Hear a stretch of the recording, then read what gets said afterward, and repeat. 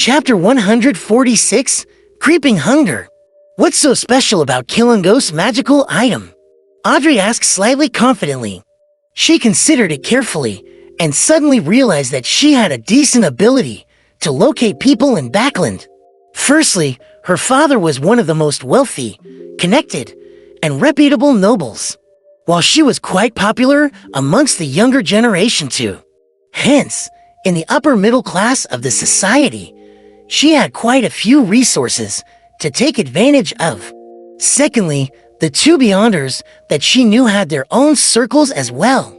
Apprentice Vers was originally a clinical doctor and was now an author.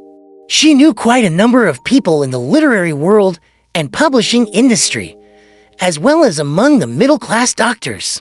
Arbiter Jia de Recha had helped many middle-lower class people to coordinate and mediate disputes over a long period of time. She was also quite famous in East Backland Borough among the working class and mafia. She had a lot of hidden channels. Plus, considering the Beyonders that they knew and their circles of influence, their ability to look for a person was to be belittled. Towards Justice's question, Alger answered almost straight away, without hesitation or thought. No one knows the real name of the magical item, but the people who have come into contact with it call it the creeping hunger. Kilongos uses a living person's soul and flesh to satisfy it every other day. Otherwise, it would consume its owner as a replacement. This could be one of the most important clues to seek out Kilongos, Audrey said, creasing her eyebrows. She felt utter discomfort and extreme hatred towards any evil item that desired a living human's fresh blood and soul. Yes, but in a big city with at least 5 million people, a few vagrants going missing wouldn't be noticed, Alger reminded her. Ever since he got his hands on the creeping hunger, Kilongos has been very difficult to deal with. He was originally a wine blessed. He possesses great beyonder power in domains related to water, wind, and the weather. But later on, people realized that he could drive his targets crazy, enter the dreams of others, summon light to purify a dead soul, seem to strengthen himself, and change his appearance. There's almost nothing that he can't do, Alger described in detail. We suspect that those are all effects that came from the magical item, creeping hunger. Before he finished sharing, Derek Berg, who had been listening quietly, suddenly blurted, Shepherd. Shepherd? Sequence 5 of the Secret Suppliant and Listener Pathway. Athemim, among the 6-member council in the City of Silver, there is a new elder who's a shepherd. Sun had mentioned that she's strong enough to fight against a sequence for expert. Well, an evil spirit of the same grade, Klein's expression changed slightly, but it was covered by the gray fog. Justice wasn't paying any attention to him either. Shepherd? Shepherd? Justice and the hanged man asked in unison. One sounded completely confused, while the other sounded shocked, as though they had heard the title of shepherd elsewhere before and knew something about it, but didn't understand the actual situation.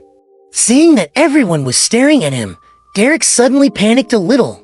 No matter how quiet, depressed, and vexed he was a boy after all. He hurriedly explained with a stammer, what I meant was, the traits that the hanged man described were like the beyonder power of the sequence job, shepherd. Every shepherd can swallow another's soul into their body, including race and evil spirits. They control these souls to do their bidding with a unique method, which allows them to make use of their abilities, just like a god letting his lambs out to graze.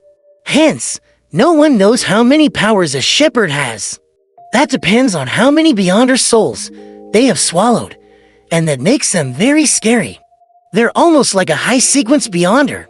However, there are people who suspect that there's a limit to the number of souls that a shepherd can consume and let out to graze, and that the souls inside them could be replaced as well. So that's what being a shepherd means. The sequence pathway that the Aurora Order has in its control is enigmatic. No wonder they worship the true creator. No, the fallen creator Klein was suddenly enlightened. But he did not, taking on the appearance that he knew so long ago. Meanwhile, he sighed inwardly. Son, you are a boy after all. This is very important information, very important insight. You could have exchanged it for valuable things, but you just revealed it all. Just like that. Yes, the ability demonstrated by the magical item, Creeping Hunger, is similar to a Sequence 5 Shepherd. I wonder if other sealed artifacts had the same powers of Beyonders? I wonder which sequence the sealed artifact to 2049, the Antigonus family's puppet, resembles. After listening to Son's explanation, Alger seemed to have sorted out the puzzle in his mind as he nodded in silence. Audrey got even more curious and pressed. Which sequence pathway is Shepherd from? Which number is it? Thescrit's Suppliant Pathway, Sequence 5. Klein seized the opportunity to answer so as to demonstrate that he knew everything. Secret Suppliant Aurora Order. Audrey suddenly recalled Mr. Who was a suspected oracle of the Aurora Order, and she immediately felt heavy-hearted. She started thinking seriously, thinking of what price she could pay in exchange for Mr. Full to take action and rid off that disgusting fellow effortlessly. However, she couldn't think of anything that would move Mr. Full into doing so. As expected, a figure akin to a god wouldn't be easily moved. There aren't many things and matters that would garner their interest. After all, Audrey sighed. Putting her impulse aside, she nodded to the son gratefully, thanking him for giving them a new perspective on Creeping Hunger so that they could deal with it more reasonably and efficiently. Mr. Hangman, I'm willing to accept the mission, but I can't guarantee if I can find Rear Admiral Hurricane Kalongos. Audrey looked opposite her when she spoke. There's no better answer than this. Regardless of your success, as long as you try, I will definitely compensate you with things like secret information or intelligence. And if you succeed, maybe I could provide you the telepathist's main ingredients directly. Of course, the prerequisite is that we have to know what it is. Alger promised generously, which was a rare sight. Deal. Audrey pursed her lips and replied with a faint smile. Then, Alger created Kalongo's portrait with Klein's permission and assistance. He was one of the 7 major pirate admirals. He had a distinctive broad chin, brown hair tied into a bun at the back of his head like an ancient warrior, and green eyes that seemed to hint at laughter, but were abnormally cold. After they finished their discussion and shared their insights, Klein smiled as he announced the ending of the gathering. He saw Justice and the Hangman get up swiftly from their seats and bow while the sun mimicked their motions, only slower. He pressed forward with his right hand and severed the connection.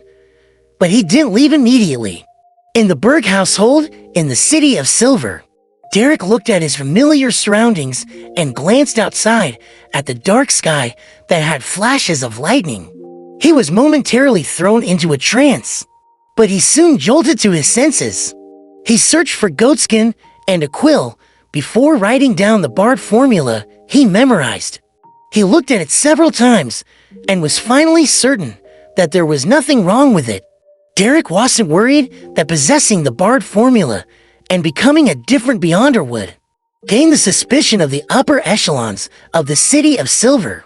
This was because in past exploratory expeditions, members of those elite troops would often collect some formulas, ingredients, and strange artifacts from the monsters in the abandoned and destroyed cities. During this process, it was normal that people kept some of the loot privately. As long as it didn't involve anything too important, the captains and higher-ups would tacitly overlook it. Over time, some formulas started going around through non-official channels within the City of Silver.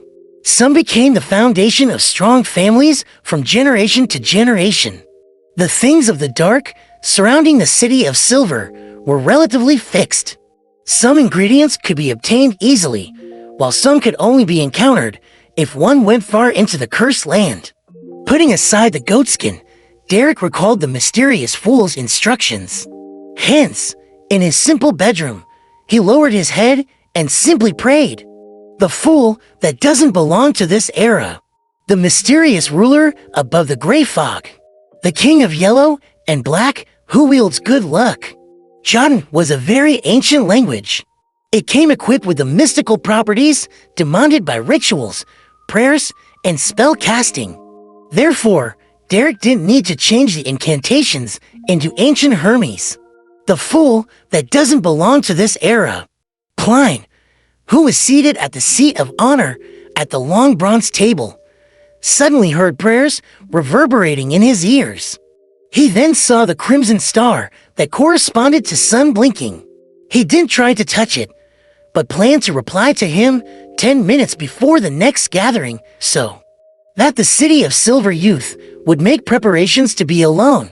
The most important part was for him to evade the conversion of time and date, to decrease the possibility of damaging Fool's mighty image. After he confirmed that, Klein wrapped himself up with spirituality and stimulated a descent. Returning to his room, Klein removed the spirituality wall and took a break before he got ready to head out again. It wasn't necessary for him to play the role of a seer, and he didn't have to fix his trip to the divination club into his daily schedule. He would only visit occasionally to make some extra pocket money and fulfill his supervision as a night hawk. Originally, Klein wanted to laze around through the entire afternoon, but he suddenly thought of something that he had yet to do. So, he had no choice but to gather himself up. According to his appointment, he had to pay Detective Henry a visit that day and accept the final report about the Red Chimney investigation.